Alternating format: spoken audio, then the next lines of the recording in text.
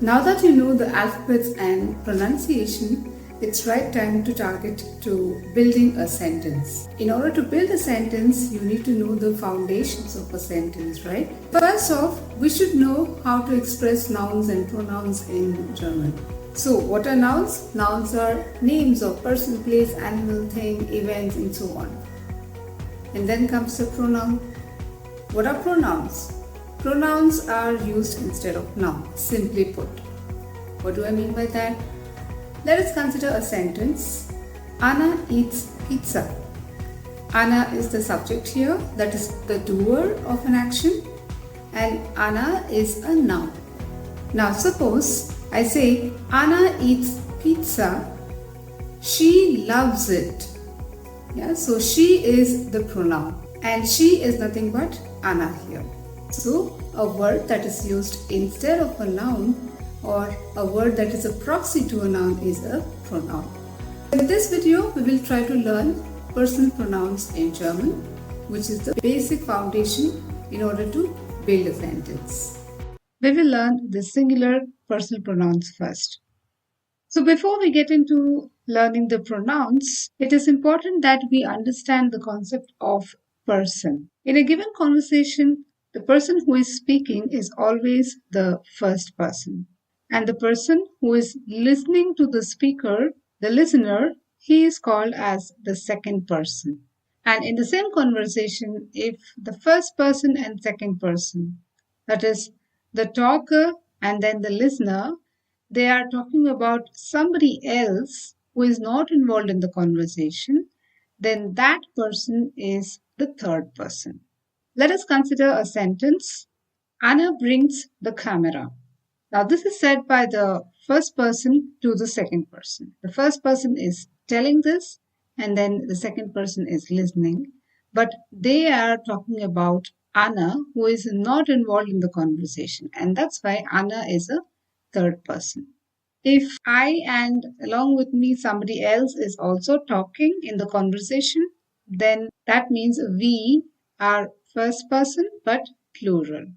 Similarly, if more than one person is a listener in the conversation, then that becomes second person plural. If the conversation is about more than one people who are not involved in the conversation, then they are third person plural. That is they. So this is very brief about the person concept. Let us now learn the personal pronouns in German. Ich means I. It is the first person singular. Du means you, informal. It is second person singular, that is the listener in a conversation. Means he. It is third person singular. So in a sentence, if you have something like the man is opening the door, for example, in this sentence, the man is third person singular. Going forward, sie means she, again third person singular.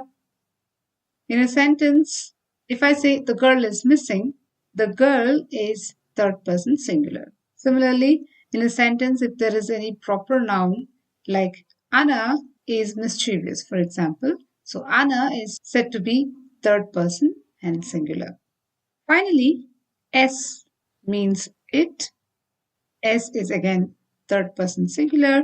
So in a sentence, if you have something like the toy or laptop, so then they are third person singular.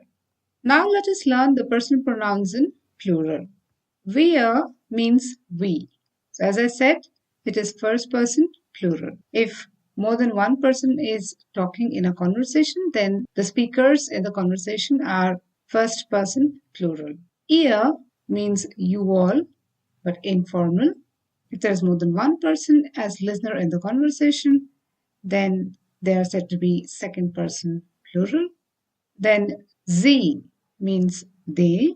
If the conversation is about more than one people who are not involved in the conversation, then those people are said to be third person plural. So in these examples, the kids or the Germans, they are said to be third person plural.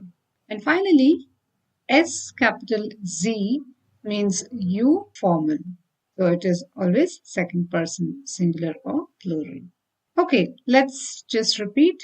Ich means I, du means you, singular, er means he, sie means she, es means it, wir means we, ihr means you all, sie means they, and capital S, Z means you, formal.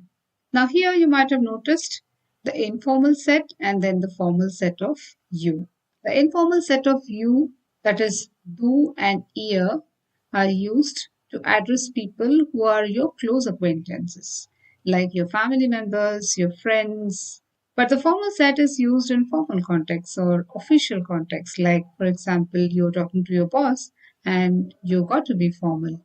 And also, if you're talking to some very elderly person, then it's got to be a formal talk.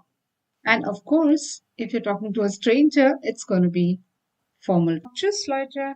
Bis zum nächsten Mal.